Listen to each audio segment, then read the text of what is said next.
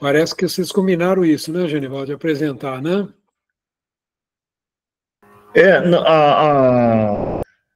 A Nilza, ela levantou uma pergunta sobre, a gente estava falando do demônio e tal, das tentações e tal, e ela levantou esse assunto das tentações do Cristo, né? E aí eu falei rapidamente, em passant, e comentei que eu tenho essa resenha que eu fiz lá pro NEP, né? O grupo que eu participo em Campinas, de estudos mais aprofundados do Evangelho, né? E disponibilizei no grupo. Mas é um material bastante extenso, né? Eu não sei se o pessoal leu antecipadamente, como é que vocês querem fazer, se eu, uma outra data, enfim, vocês, a Nilza particularmente que fez o pedido, né? Não sei se ela chegou a ler. Eu li, Genivaldo, eu ia até responder para você. Eu achei muito interessante tudo isso que você colocou aí, né? E complexo também, né? Porque é um negócio assim para pensar bastante, porque foram escrituras, né? A gente fica pensando, né? Como que essas tentações vieram, né? A, veio a ficar como lenda, né? Uma alegoria que ficou, porque Jesus não poderia ser ele era perfeito, né? Ele não poderia ser tentado pelo demônio, não é isso? E, e tem muita coisa ali, né, que a gente vê, a gente precisa mesmo, a gente pensa, porque está na Bíblia, as escrituras, né, Mateus, Lucas, escreveram as tentações dele, né, mas essas tentações, às vezes, eu tenho, assim, penso, né, que é o homem velho, né, como você disse, se ele tivesse que cumprir uma coisa que estava determinada, não seria, ele não teria o livre-arbítrio, né? Ele teve o livre-arbítrio. Ele teve, então, a gente para pensar sobre a perfeição, né? Porque existe patamares e patamares de perfeição, porque perfeito só Deus é, né? Então, talvez Jesus está num patamar não estou falando dele, assim, ainda não, estou falando que todos nós estamos caminhando para a perfeição, né? E o homem velho, né, que a gente tem que ir deixando para trás, e sempre está velho, né? É meio complicado falar, sabe, gente? É bem extenso isso daí, né? É que o Genivaldo falou que ia colocar para da resenha, não sei se ele ia falar hoje, mas que não, né? Não, bom, vou fazer o seguinte, nós estamos falando sobre a interferência dos demônios em nossa vida, né? Eu tenho uma visão seguinte, Jesus é um espírito já de bilhões e bilhões de anos, que é responsável por Capela, responsável pela Terra, responsável por um planeta feliz, né, de onde veio a Alcione. Ele está sendo responsável por um outro planeta que está sendo criado. São notícias que nós temos do Chico, né, que o Geraldinho traz para a gente. Mas uma coisa que é para mim, o Geraldinho também, ele traz essa visão, discutiu isso com o Chico Xavier, que Jesus não veio até nós na potência dele, de um Cristo. Ele veio como um humano como nós. Por quê? Se ele viesse como um Cristo, como um anjo, com todo o seu esplendor, a gente não tem condição de compreender. E eu acho muito interessante os escolhidos, já Chosen, né? É porque ele traz um Jesus humano para nós. Esse é o Jesus que veio para nós. Humano como nós. Então é natural que Jesus venha dar o exemplo de como resistir às tentações. Você pode ver que as tentações que Jesus passa, o Genivaldo vai comentar isso, né? Com certeza, tem muito a ver com as tentações no deserto, que o povo judeu passou também. Existe um paralelo muito grande, que o Genivaldo comenta isso, né? Então, quando a gente olhar para Jesus, não pensa no Cristo, na sua total, mas um homem que vem mostrar para a gente como nós podemos, que perfeição nós já podemos sonhar com ela, né? Porque a evolução não se faz num salto, ela se faz por estágio.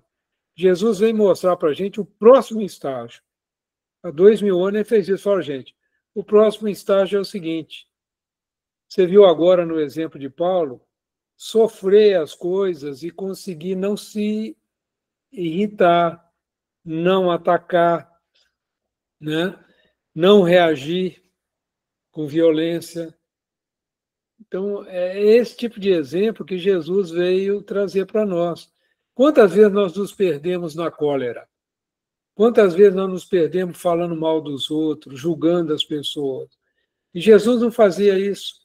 Jesus não cedeu a nenhuma tentação. Nenhuma tentação. Mas ele veio mostrar para a gente que nós vamos ter tentação como humanos que nós somos. Porque, gente, nós vestimos um corpo animal que sente raiva, que sente desejo, que tem ainda os instintos primários que nós temos que sublimar. Ele vem ensinar para a gente como sublimar isso, né? Eu achei muito interessante, eu até gostaria que o Genivaldo fizesse essa resenha, comentasse com a gente, que está muito bom esse trabalho, né? E é um assunto muito importante, porque o que nós mais sofremos nessa vida, gente? Nós somos tentados o tempo todo, tentados a perder a paciência numa fila de um banco, numa fila de esperando um ônibus, né? Com a nossa família, impacientar com nossos filhos, com nossos familiares. Nós sofremos tentação para todo lado, com a música do vizinho que está tocando alta, com a buzina do carro, com o cara que não sai no sinal. Não é assim, gente? Nós sofremos muitas tentações. E nós precisamos aprender a lidar com isso com serenidade. E Jesus vem mostrar para a gente como agir, né? E isso eu achei muito rico. E essa passagem no deserto, uns encaram como parábola, né? Outros encaram de uma forma, mas o Genivaldo trouxe isso aí de uma maneira muito interessante. Acho que vale a pena, Genivaldo, você fazer um caminhar nessa apresentação e nos ajudar aí nessa caminhada. A gente volta para o texto do céu e inferno mais enriquecidos, né? Com esse exemplo de Jesus. Essa é a minha visão, gente. Então, tudo bem. Esse texto, essa citação, né, nos evangelhos, sempre mexeu comigo, desde o meu tempo de menininho, lá em Mojimirim, porque eu sempre fico assim, mas, gente, como que pode, né? Uma entidade, né, que a gente está estudando os demônios, né? Quer dizer que então teria uma entidade que poderia conseguir arrastar o Cristo, né, pela tentação. No meu raciocínio, na minha interpretação, não existe, né? Então, se não existe, qual é a explicação, ou qual é o sentido que a gente poderia extrair disso, né? Então, em cima disso que eu fiz esse rascunho, essa elucubrações, né? Claro que também vocês poderão participar com outras colocações aí, porque são interpretações pessoais minhas, né? Então, vamos lá. Então, isso aí foi feito aí no debate que a gente fez lá no NEP, né? No Núcleo de Estudos e Pesquisas do Evangelho de Campinas, Eurípides Barçanufo, um grupo que a gente reúne lá cada 15 dias. E pode virar, Antônio. Vamos no texto aqui, então. Ali na primeira página, volta aqui, ó. Tem uma gravura aqui, está lá na Capela Sistina, Botticelli. Aqui, nesse desenho, nessa imagem, estão as três tentações do Cristo, né? O primeiro ponto maior lá é quando o demônio levou na altura do pináculo do templo, né? Aqui do lado esquerdo tem aqui a tentação dos pães, né? Aqui no chão. E do lado direito, lá em cima, é quando o demônio o leva até o ponto mais alto, né? Que de lá ele manda contemplar toda a extensão que ele poderia dominar, que ele poderia, que seria dele, né? Se ele abrisse mão da continuidade do trabalho do ministério, né, do ensino que ele nos fez. Então, aqui já começo a apresentar alguns contra-argumentos, né? No livro A Caminho da Luz, de Emmanuel, é dito que Jesus, quando da formação do nosso planeta, ainda em gases, em material ainda em combustão, né? Jesus e uma pleiade de espíritos da corrente crística se aproximaram da Terra. E aqui ficou determinado, né? Que Jesus seria o governador do planeta, ele seria o dirigente desse lugar, onde seria aí um berço de recolhimento de almas de nós, né? Atrasados, com necessidade aí de aprendizado. Então, bilhões de anos atrás, esse planeta vamos dizer assim, já pertencia ao Cristo, né? Então, essa primeira tentação dele dominar lá de cima, né, e tem uma simbologia, em cima do Templo de Salomão seria acima de todo o poder espiritual, não é? Como que o demônio poderia dar o poder espiritual para o Cristo, vamos dizer assim, o reino do Cristo é o reino de bondade. O demônio, né, eu estou dizendo uma figuração, né? Eu não adoto essa ideia, né? Ele não teria, vamos dizer assim, determinação, ou ele não teria como atuar no reino de bondade, né? Então já começa a não encaixar aí. O primeiro ponto, a primeira tentação, que foi o Cristo estava no deserto 40 dias, né, na narrativa, né?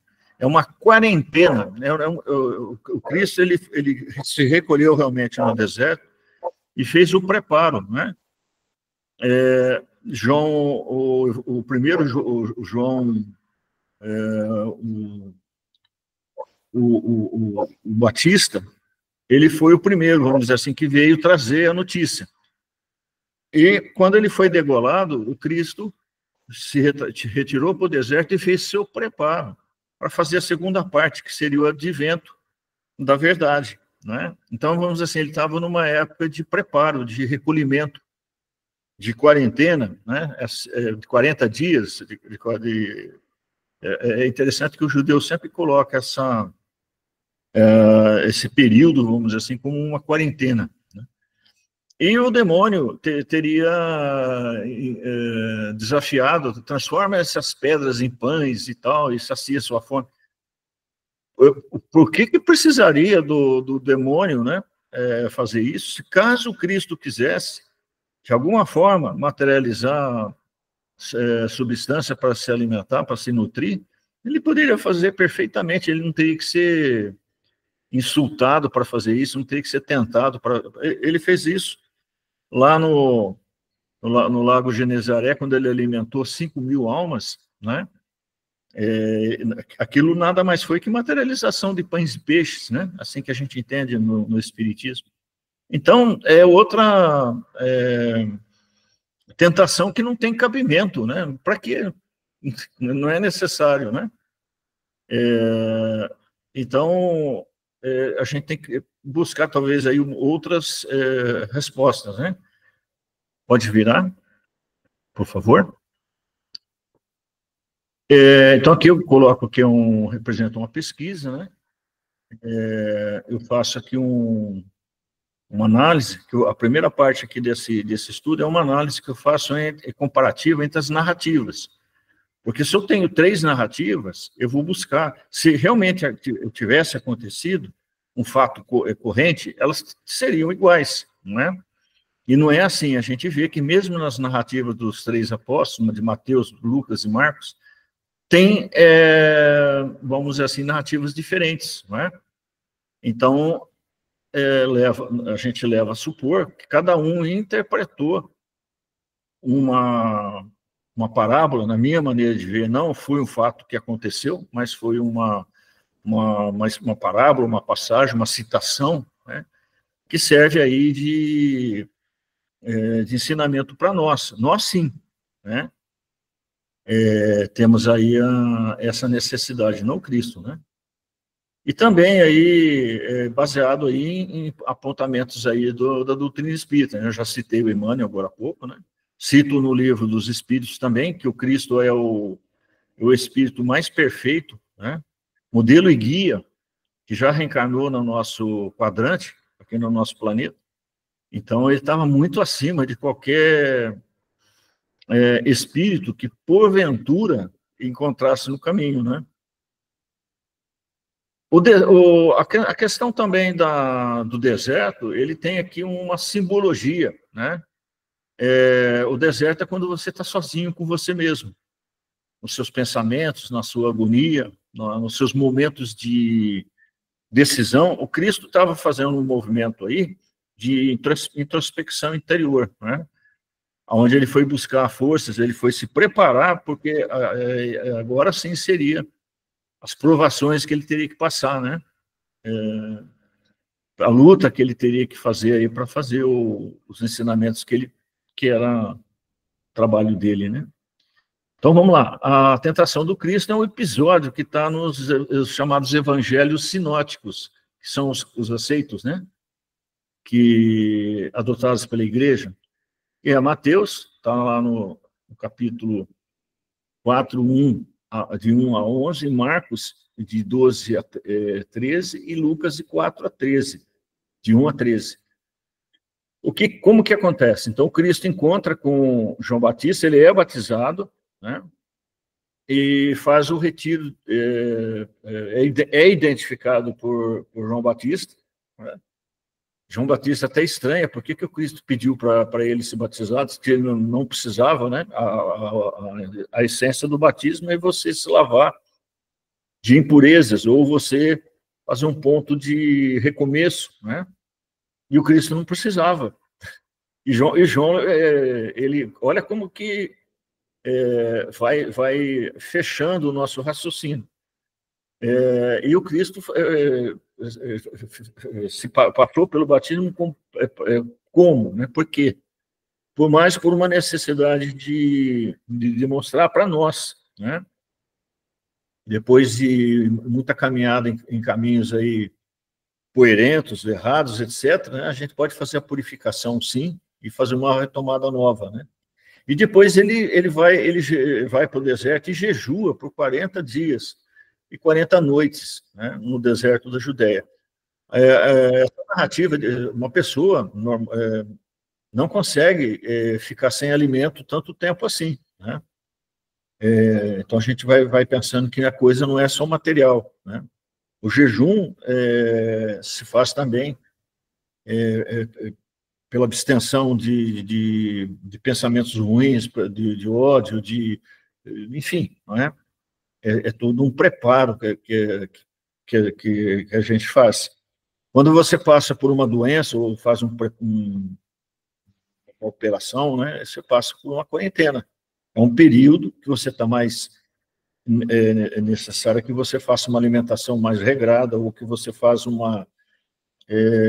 cuidado, vamos dizer assim, uma interiorização, né, para depois você voltar mais forte, né? E aí, durante esse período que ele estava lá no deserto da Judéia, o diabo, né, apareceu para tentá-lo. Esse termo diabo, ele não existe no judaico, no hebraico. No hebraico, a gente se refere a Satã, né, que vai dar origem à palavra latinizada Satanás. O diávolo seria aí uma forma de descrição grega, né, uma enxertia que aconteceu aí pelo ano 400, né? Então, a gente está vendo uma narrativa aqui aí da Idade Média, né? Então, o diabo apareceu para tentar. Então, aqui foi aquilo que a gente está estudando aí no livro Céu e Inferno, né? Nessa época que foi feito a Vulgata, o pessoal já estava criando, vamos dizer assim, esse personagem, né? Que no hebraico não existe. Mas aqui existe como um ser corporificado, ou um ser à parte, vamos dizer assim, do mal, né? que apareceu lá para tentar Cristo. A minha opinião, isso aqui foi uma enxertia, né? Uma narrativa que foi enxertada numa época que queria se solidificar essa imagem do diabo, ou do mal, né? Bom, e quanto à origem, né? Qual é a transcrição da narrativa do Cristo? Ou é uma parábola, né? Sobre essa questão, de teólogos têm opiniões diferenciadas. Os que adotam a visão da igreja romana descrevem realmente como um confronto entre o bem e o mal. Então, aconteceu, existe o diabo, ele é um personagem, né? E o Cristo. Acreditam na figura personificada do agente do mal e do diabo. Aquilo que a gente está estudando aqui no Céu e Inferno, né? Que começa a contradizer alguns princípios, né? Deus é soberano, é uno, é todo-poderoso, é todo sábio, é todo justo. Então, essa figura mítica, né, não tem espaço. Porque se existe um ser poderoso como Deus, então Deus não é onipotente. Se Deus criou a tudo, como está no Antigo Testamento, Deus teria criado o demônio, né, um ser tão poderoso quanto ele. Agora, dentro do princípio de justiça e de bondade, Deus jamais criaria um ser que seria voltado eternamente para o mal. É uma contradição, né? Então, a gente começa a perceber, né, que essa narrativa ela não tem fundamento diante desses raciocínios, né? Pode virar. Outros escritores, como esse William Barclay, ele é esse William, ele é da pentecostal, se não me engano, ele é da vertente protestante. Ele é um teólogo, né? Ele diz assim, que não há, abre aspas, não há montanha alta o suficiente no mundo para que seja possível vê-lo como um todo. Então, quando tem aquela narrativa que o demônio, o diabo, levou ele até o lugar mais alto e fala, contempla a imensidão do mundo e tal, e você pode dominar todas as criaturas e todas as coisas, etc, etc. O ponto culminante que a gente tem no nosso planeta é o Everest, 8.878 metros. E mesmo você subindo lá no alto do Everest, você não consegue contemplar um raio tão amplo assim, né? Então, é uma figura, é uma metáfora, né? Então, não aconteceu, vamos dizer assim, o outro detalhe, né? Como que o demônio toma posse de Jesus, arrasta ele para um lugar, né? A gente começa a se chocar, né? Com a narrativa, né? Realmente, ela não tem fundamento, né? Então, esse teólogo, ele já levanta esse ponto, né? Como uma indicação de que o relato não deveria ser tomado no sentido literal, né? Mas uma descrição do que se passava, ou uma metáfora, uma alegoria, né? Ou do que se passava na mente de Jesus. E a possibilidade de um diabo não literal, ou de um diabo que não existe, né? Aí, ele está usando uma linha de raciocínio que os hebreus, eles falam assim, o Satã não é um ser, não é um ente, ele é um estado de espírito. Então, quando está na última ceia, o Pedro, Jesus pergunta, Pedro, quem eu sou? Você é o Filho de Deus, né? É mais ou menos assim, né? Eu não estou falando na forma literal. Você é o Filho de Deus. Aí Jesus responde ele, falaste bem, falaste inspirado, né? Ou falaste com a voz dos anjos, né? E continua o diálogo e tal, ele vai já preparando os espíritos, os apóstolos, perdão, que ele vai ser crucificado, e aí Pedro vem e faz uma contraproposta. Já que você é todo poderoso, então mobiliza os seres aí, angelicais, mobiliza as cortes de anjos e tal, e para fazer uma revolução, né? Para ele não ser crucificado, para ele não passar pelo sofrimento. E aí Jesus responde que agora, Pedro, falaste com a voz de Chatã, ou seja, você falou com o seu lado sombrio, né? Antes você falou inspirado, você falou com a luz, e agora você falou com a sombra. Então, luz e sombra, nós temos dentro de nós estados de espírito que eu posso escolher, eu posso trabalhar perfeitamente. E nós estamos numa época ainda que a gente ainda não é definido, né? Tem momentos que a gente tem luz, tem arrebatamentos aí, né? Sente até volitar aí, né? Ganhazinhas de anjo, e ao mesmo tempo que a gente tem as nossas recaídas aí, né? Os nossos dias sombrios, então os nossos dias de Chatã. Mas não é porque tem alguém ali me tentando, nem nada disso. É eu que dou ouvido, né? É eu que me deixo arrastar para um estado de espírito ou um outro, né? Então, Jesus, no deserto, a gente fala assim, então ele passou pela incerteza, não é? Ele passou pela dúvida, ele experimentava o lado da sombra, aí a gente apresenta o raciocínio de novo, é o espírito mais perfeito que já passou por esse nosso planeta. Então, ele não experimentava, vamos dizer assim, as quedas que a gente experimenta, não é? Mas, escuta, ele teria, então, algum momento de vacilo, né? Como depois a gente vai ver na última tentação dele, lá no final da exposição, que é quando ele passa lá no Getsemane, né? Ou lá no Monte das Oliveiras, né? Eu penso que não é um vacilo, né? Mas sim, quando você está conduzindo uma quantidade de almas que ele estava conduzindo, né? A responsabilidade do ensino, etc. A gente quer fazer o nosso melhor, não é assim? Qualquer tarefinha que a gente pega, a gente quer fazer o melhor. E às vezes a gente fica, será que eu estou fazendo o meu melhor? Será que se eu fizesse dessa forma ou daquela? Mas sempre pensando no melhor, né? E nunca para fugir, e nunca para abandonar a causa, não é?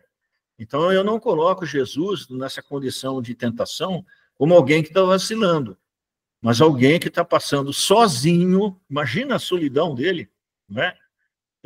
Sabendo, né, de tudo, o Cristo tinha a mediunidade da predição, ele era um profeta, ele via, né, o futuro, ele via as coisas. Imagina você passar por um momento desse, né?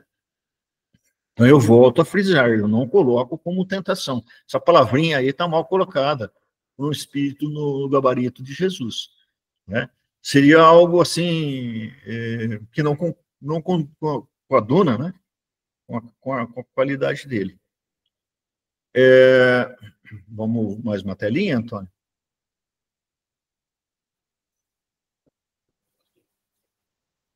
Então, partindo, agora eu vou começar a desenvolver os raciocínios aqui, ó. Partindo do pressuposto, então, que seja uma parábola ou seja uma alegoria, né, observamos que em nenhum outro ponto das Escrituras, Jesus colocou-se como agente da narrativa. Não é? Nenhum. Ele sempre contava por parábolas, em nenhum momento ele falava assim, então eu agora vou, né, eu passei, o diabo veio lá, em nenhum momento Jesus faz citação a ele. Não é? Então, aqui é uma narrativa que terceiros contaram, né? Que pressuporam ou elaboraram, né? Então, não é uma narrativa de Jesus, né? Observemos que em nenhum outro ponto das Escrituras Jesus colocou-se como um agente da narrativa. Sempre que lemos a figura principal, será atribuída a um rei, a um senhor, e sempre contando uma passagem focando a terceiros, sempre direcionando a lição a terceiros, não é? Então, por esse estilo, vamos falar assim, de Jesus, a gente já está vendo de novo, né? Pressupondo de novo, está reforçando a nossa pressuposição, isso aqui é uma narrativa, é uma parábola ou é uma alegoria.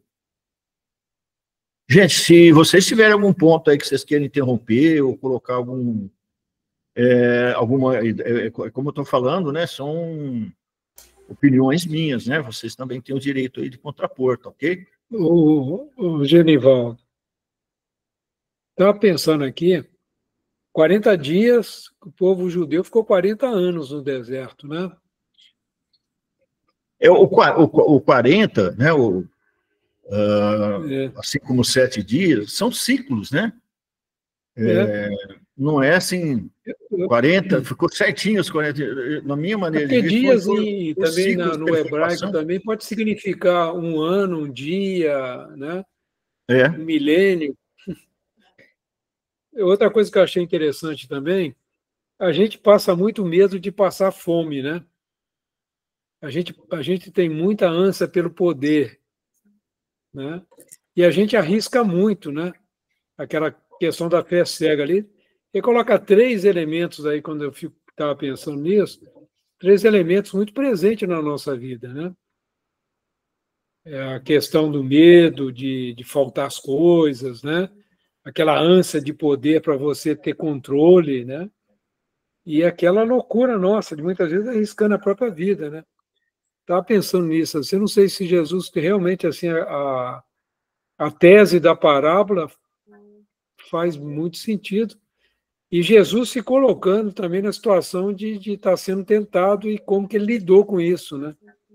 Acho que o único exemplo que tem no Novo Testamento da presença dele dando um testemunho sem citar um terceiro, né? Interessante o que você colocou aqui, para a gente pensar. mais uma folhetinha.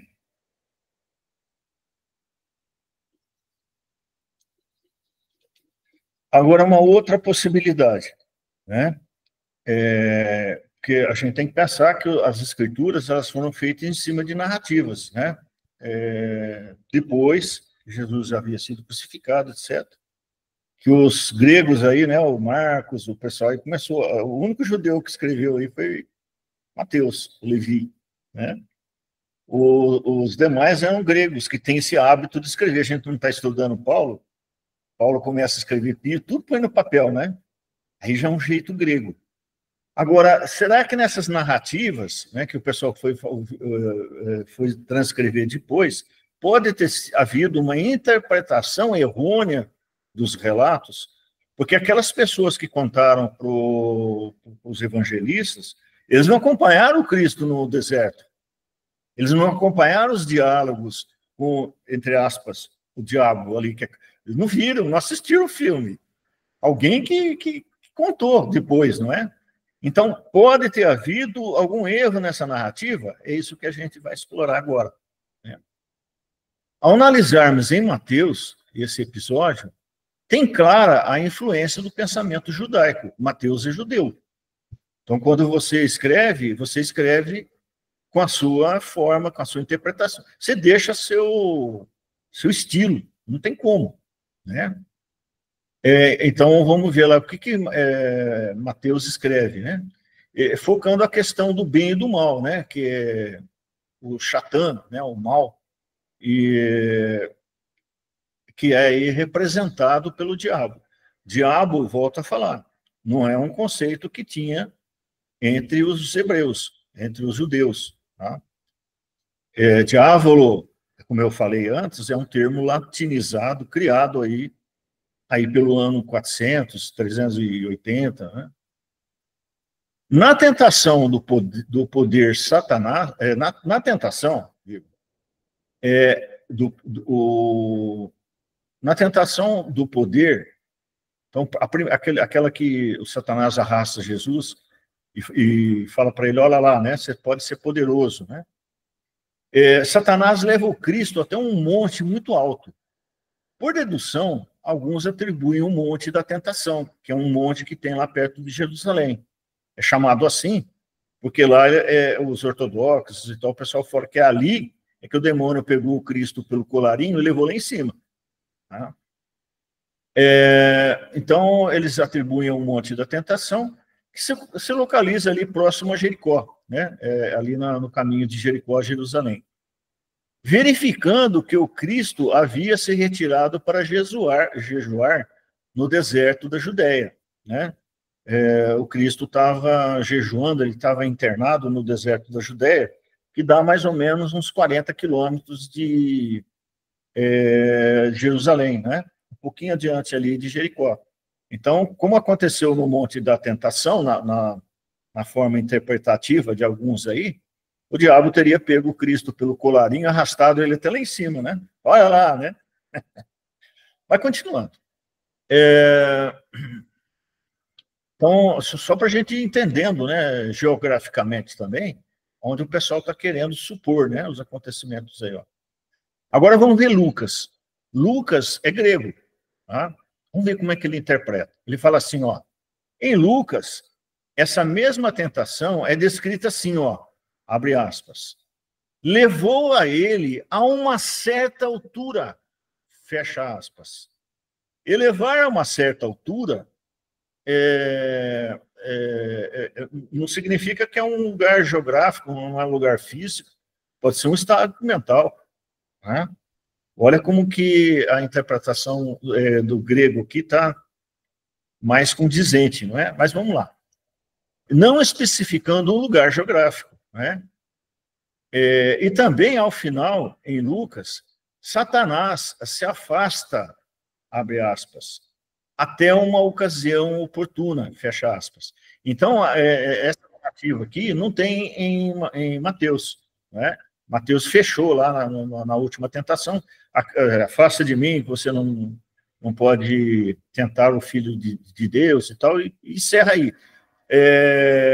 Na narrativa de Lucas, ele fala que o demônio se afasta até uma outra ocasião, não é? Não é assim com a gente também? Eu começo assim a acompanhar mais o raciocínio, a achar mais amistoso o raciocínio de Lucas, né? Você passa por um período aí de confusão, de tristeza, de melancolia, de depressão, etc, etc. Você vence isso, né? Você vence o seu Satã, o seu lado obscuro, e você fica bem até um momento que você vai ter um outro momento de prostração de novo.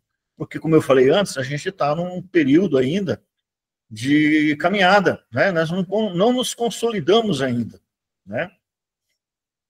Demonstrando que as tentações nos acompanham sempre, e é uma evolução constante, faz parte do nosso crescimento.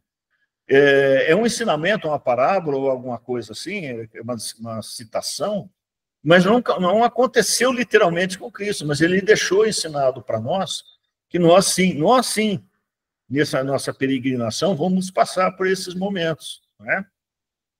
As nossas alturas equivaleriam a novas tentações ou novas perspectivas de escolhas. O que acontece com a gente? Bom, dominei aí algumas coisas que eu não conseguia, que eu achava ruim e tal. Aí, então, eu elevo, né, um pouco mais. Quando fala assim, Cristo subiu o monte, né, trouxe a multidão para um monte, ou seja, fez o pessoal pensar num diapasão um pouquinho mais alto, não é? Mas quando eu faço isso, é porque eu vou ficar livre da tentação, ou vou ficar... Não, eu fico mais orgulhoso, que eu estou mais sábio, ou que eu estou mais ligado aí com os espíritos bons, eu começo a ficar orgulhoso. Perigosamente, a altura que eu estou, eu posso despencar, né? Então a gente percebe que a altura não é um lugar dominado, é um lugar ainda que a gente está percorrendo, né? Mas que tem que ser conquistado, não é? E a gente vai ter novas tentações ou outras perspectivas de escolha. Ora, se eu percebo que eu estou com uma multidão ali, que eu estou ensinando, que está a galera... E nem Paulo, né? Ali na Grécia, que a gente acabou de estudar agora há pouco. Se ele começa a perceber que ele tem poder de dominar aquela assembleia, não é? E começar a exigir dinheiro dessa assembleia, e começar a exigir obediência cega, pronto. Ele vai se perder. Na altura que ele está, ele vai se perder pelo poder, não é? Pode virar, Antônio. Então, essa hipótese... Opa!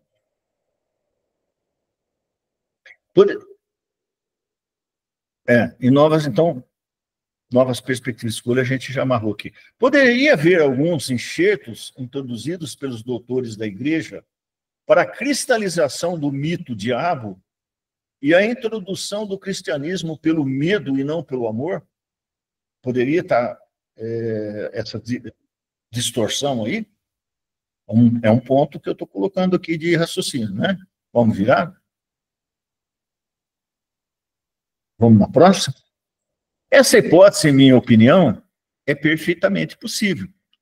Haroldo Dutra Dias, no estudo que apresento no canal Evangelho e Espiritismo, com o tema A Luta contra o Mal, aborda que a palavra demônio origina-se do grego daimon, que significa divindade, espírito. Então, numa primeira análise, não teria uma clara definição do diabo como um agente do mal, ou do daimon. Daimon, no grego, ele é um espírito, ele é um gênio, ele não tem uma definição de mal ou do bem, tá? Ele é um ser que é uma inteligência, um espírito, um daimon, que ele está em elaboração, ele não é ruim, né? Já aí na palavra demônio, nesse substantivo, está perfeitamente cristalizada a ideia de que é um agente do mal, né? Então, mesmo no grego, na origem do grego, não tinha o demônio nessa forma, né? Bom, mais uma página. Vamos lá. Vamos ver as citações do diabo nas passagens do Antigo Testamento. O Antigo Testamento é judaico, né? Vamos ver lá se tem algum lugar lá que tenha essa citação. Então, vamos lá. Utilização de referências no Antigo Testamento. O relato de Mateus se utiliza a linguagem do Antigo Testamento. A cena de um conflito entre Jesus e o diabo era algo familiar para os leitores contemporâneos de Mateus, pois relembrava a visão de um conflito entre Satã e um anjo de Deus, né? Na versão grega de Zacarias, na versão 3 da Septuaginta, Zacarias, nessa versão, ele começa a escrever, foi um dos pais da igreja, tá? Ele escreve o nome Lesos e o termo diabolos, que são idênticos. Então, ele começa a trabalhar, vamos dizer assim, termos, né, para melhor ajustar aí a ideia do ser eternamente do mal, né? Então, ele coloca que os termos são idênticos aos termos gregos encontrados em Marcos, no versículo 4. Adicionalmente, Mateus apresenta 3 passagens citadas por Jesus, que está em Deuteronômio, que é o Antigo Testamento, e outro capítulo do Deuteronômio 8, e depois no Deuteronômio 6. E depois no 16, ainda no capítulo 6, 16, no 31. Fora da ordem em que elas aparecem no Deuteronômio, mas a mesma sequência dos tormentos sofridos pelo povo hebreu enquanto vagavam no deserto, segundo o relato no Êxodo. Quando Moisés convence o povo hebreu a atravessar o Mar Vermelho, aquela narrativa toda, eles passam pela prova da fome, né, ou pela tentação da fome, e aí Deus socorre com o maná, aquela coisa toda, né? Depois, eles vão passando aí em outros pontos aqui, em outras tentações, que parecem muito a tentação que o Cristo passou, né? Então, foi uma citação, vamos dizer assim, no Antigo Testamento, para de uma certa forma, amarrar, né, essa teoria aí das tentações do Cristo. Eles vão tentar buscar lá no Antigo Testamento a citação que aconteceu com os hebreus, para amarrar aí essa citação do diabo aí tentando Cristo. Vocês estão compreendendo? Qualquer coisa, ergue a mão aí. Continuando. Agora a gente vai falar também de Lucas aqui, não é? A narrativa de Lucas também é similar. Embora a sua inversão entre a segunda e a tentação, ele inverte a segunda da terceira tentação. E, abre aspas, represente um movimento geográfico mais natural, do deserto para o templo. O verso final de Lucas, de que o diabo apartou-se dele até para uma ocasião oportuna, pode ser uma ligação com o evento ocorrido imediatamente depois em Nazaré, quando a população tentou atirar Jesus de um penhasco, ou seria, ainda, uma antecipação do papel de Satã na paixão. Lembram o primeiro lugar que Jesus disse que ele era filho de Deus foi na Galiléia, onde ele nasceu. E o povo arrastou ele para jogar num penhasco, que é assim que faziam com aqueles que corrompiam, né, os ensinamentos de Moisés. E na narrativa diz que Jesus, de alguma forma, não é citado como que aconteceu isso, mas Jesus, de alguma forma, saiu desse lugar, né, saiu e passou entre o povo, só diz isso, né? Talvez pela moralidade do Cristo, talvez eles tentaram arrastar assim, né? Mas não tinha como, né? A moralidade do Cristo. Aqui, nessa citação de Jesus, do diabo arrastar Jesus na tentação e ameaçar de jogar ele do lugar alto, né? Você domina e tal, ou você vai ser jogado aí para a ribanceira abaixo, tal, né? Então percebam como que eles vão costurando, né, as narrativas diante aí dos acontecimentos que Jesus passou, né? E aí essa parte aí do Satã na paixão, né, que eu citei agora há pouco, né? Que quando no momento Pedro fala brilhantemente, inspirado. E depois ele dá uma pisada na bola, né? Quando ele fala, domina aí, chama os anjos aí para dominar, para pisar nessa galera aí toda, né? Nesses sacerdotes, nesses caras, né? Vamos para a violência, né?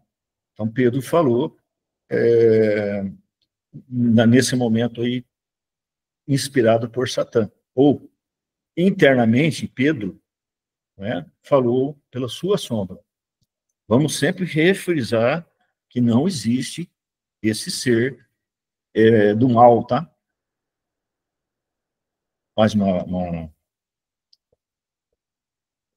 Bom, agora vamos analisar aí, já que a gente está estudando aí no livro Céu e Inferno, vamos na análise do diabo na visão espírita.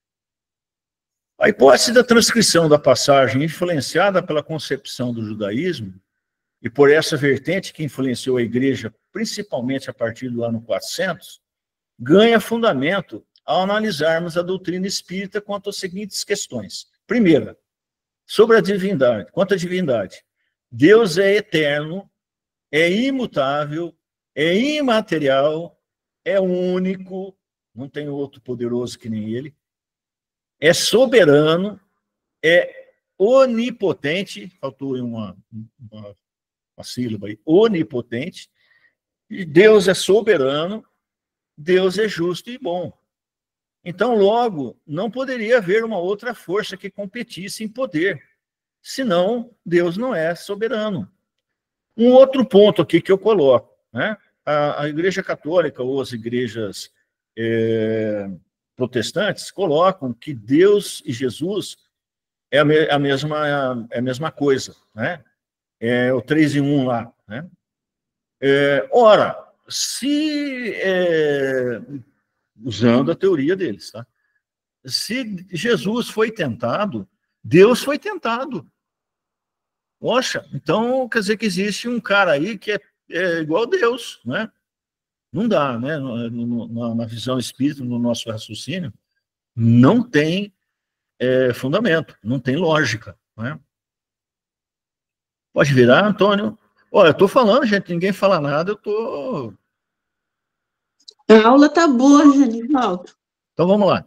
Segundo raciocínio.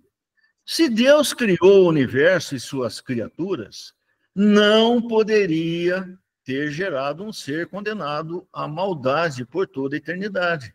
Também é um outro ponto aí, né? A gente foi criado simples e ignorante, passamos por dias aí terríveis, por épocas de rebeldia, etc., mas estamos caminhando, né? Coitado desse ser aí que foi criado, ele é o mesmo, ele é ruim, desde lá de trás, né? Que situação, né? Deus não ia criar, Deus é criador de tudo, né? Não dá. Terceiro argumento, quanto ao Cristo agora.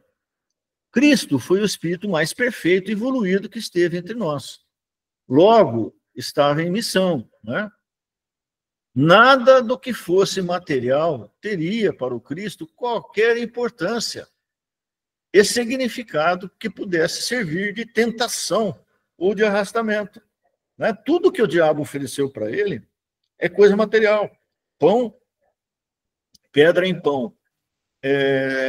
Domínio religioso em cima do templo você vai dominar todo mundo. É domínio, é poder, é material. Ou então levar em cima do monte mais alto e mostrar o mundo, né? Olha lá, você vai dominar tudo e tal. Como um imperador, né? Ou como um general, alguma coisa do tipo. Também, da mesma forma, é material, né? E nada disso, isso poder sequer, né? Pensar em tentar o Cristo, né? Ele está muito acima disso. Ele é governador do planeta, gente, né? Não tem, não, quem dizia o outro lá, não tem fundamento, né? Mais uma?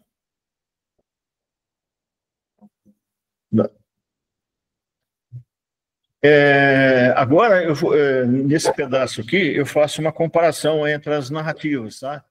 É um termo assim, é um estudo assim comparativo, né? E estamos a 6 minutos, Antônio. O que vocês querem fazer? Vamos discutir o que a gente falou até agora? Damos um tempo, semana que vem a gente continua, eu continuo. O que vocês querem fazer? Hein, Antônio? Não, deixa o pessoal está interessante, Genivaldo. Até aproveitar aqui, a Joana de Ângeles, ela traz naquela série psicológica dela o conceito de sombra que todos nós trazemos, né? E, na realidade, nós somos tentados pelos nossos desejos, né? E é muito interessante a gente pensar nisso, porque uma pessoa evoluída, que já conseguiu superar esses desejos mais mundanos, ela não cai em tentação, né? A gente é levado assim, essa tentação do poder, do domínio, nasce muito ainda da nossa criancice, né, Genivaldo? Por isso que é muito importante a gente ir se conhecendo e se corrigindo, né? E eu achei interessante, porque, na minha opinião, né, dentro de tudo que você apresentou aí, eu acho que Jesus, na realidade, ao relatar a sua experiência no deserto com os discípulos, ele quis fazer uma parábola, né? Com a figura dele mesmo, né? E dizendo que tipo de tentações nós podemos sofrer ao longo das nossas vidas, né? O medo de passar fome, necessidade, nos levando a um egoísmo, né? A gente querer guardar muitas coisas. Tem até a história lá que a gente brinca lá, que o Alexandre gosta muito, que é a história a gente vê o que está sobrando na casa da gente, está faltando para alguém, né? Então, a gente guarda muita coisa, muita quinquilharia, muita coisa que não é útil para a gente, com medo, né? Esse medo do faltar o pão. E quantas pessoas a gente vê aí na política fazendo coisas terríveis para manter o poder, né? Vende até a própria mãe, né? Entre aspas. Então a gente vê assim que essas tentações que Jesus traz nessa parábola, na minha visão, ela tem muito a ver com nosso estágio evolutivo, né, Genivaldo? Inclusive até hoje, né? A gente pensar nessa parábola, nesse texto como uma parábola, eu acho mais saudável, né? E a igreja quis criar a figura do inferno também, né, Genivaldo? E para criar a figura do inferno precisa de um ser satânico, né? Do demônio, né? De um Percebe comandante que do inferno, já que ele é eterno, né? eles copiaram a mitologia grega, né? Então existe Zeus, que fica no Apolo, no monte mais alto, e domina a terra da superfície para cima. E existe Hades, que é o ser demoníaco que domina subsolo, né? Que domina. Isso. Mas isso, na mitologia grega, é uma figuração. Nós temos em nossa mente aquilo que nos eleva, né? Em busca do monte mais alto, que é o ponto de supremo, vamos dizer assim, para a gente fazer a nossa evolução, e, ao mesmo tempo, a gente faz o nosso próprio abismo. Quando a gente fala sujeito está em depressão, o termo é bem isso mesmo, ele caiu num buraco dele mesmo. Não é?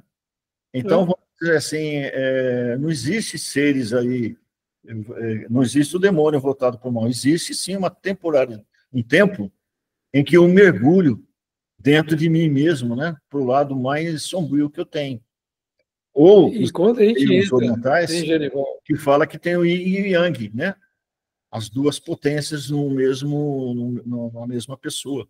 A luz E não vamos e a esquecer, escuridão. Né? Genivaldo, Oi? não vamos esquecer que quando a gente entra numa vibração desse nível, né, de descontentamento, de revolta, a gente entra em sintonia com esses seres também, como nós está passando por essa fase.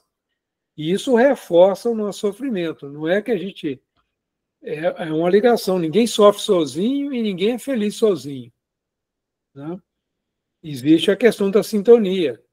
Por isso que muitas vezes é difícil para a pessoa sair de um estado depressivo, que ela tem que fazer um esforço por ela e muitas vezes por aqueles que a estão acompanhando.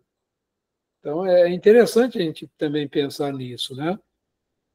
E a gente procurar ir trabalhando cada vez mais para que a nossa vibração ela não atraia, né, essas situações mais difíceis, né? Então, a gente se ligar realmente a companheiros já mais evoluídos, né? É interessante, é muito interessante essa passagem do Evangelho, principalmente nesse estudo que nós estamos fazendo agora do capítulo, né?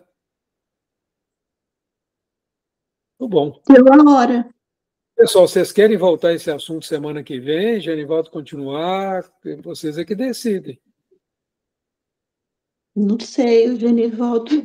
Eu estou adorando essa pergunta rendeu para o Genivaldo. Né, Não, mas é Genivaldo? bom. Tudo bem, Genivaldo? Semana que vem você continua com o estudo conosco? Beleza. Seria interessante, quem puder, né, durante a semana dar uma lida, para trazer perguntas também, né? Para trazer, para facilitar aí a narrativa, né, a abordagem. Né? Certo. Lê o capítulo do Céu e Inferno também, né? Kardec Isso. traz muito esse debate, dá uma lida lá, que é muito interessante, e fazer vamos dizer assim, fazer um Os links. paralelo com esse trabalho. Né? É. Que o assunto é o mesmo. O demônio intervém nas nossas vidas, né? Que demônio é esse que intervém nas nossas vidas, né? Então, é interessante fazer isso. É engraçado que essa parábola da tentação de Cristo, eu acho que foi interpretada como o bem e o mal, mas como a gente lê ali, como o Genivaldo colocou, tem mais a ver com o significado, né, que tem da luta nossa para melhorar, né, a nossa, porque quando fala em certa altura, a perfeição seria, assim, um caminho infinito, né? E a gente sempre sofrendo um pouco para subir.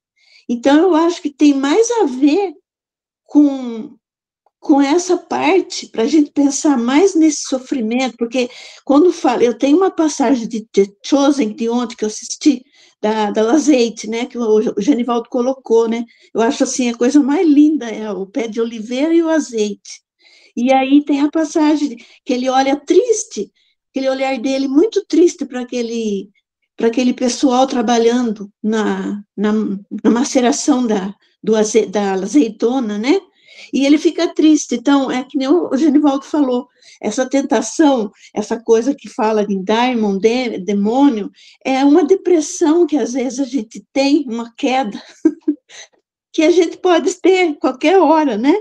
Mas ele fica triste porque ele vê, assim, as pessoas trabalhando com aquela coisa pesada ali, como se fosse a vida nossa, aquele peso em cima da gente também, sabe? Eu acho que você está Porque ele falando sabe que é isso. uma luta, né?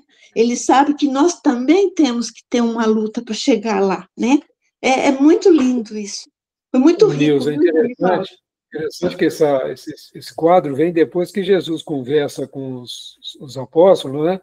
E vê que Isso, eles não estão entendendo a essência. isso, Esse é o momento porque ele fala assim, eu estou fazendo um esforço, né? Colocando Jesus como humano, como nós, né?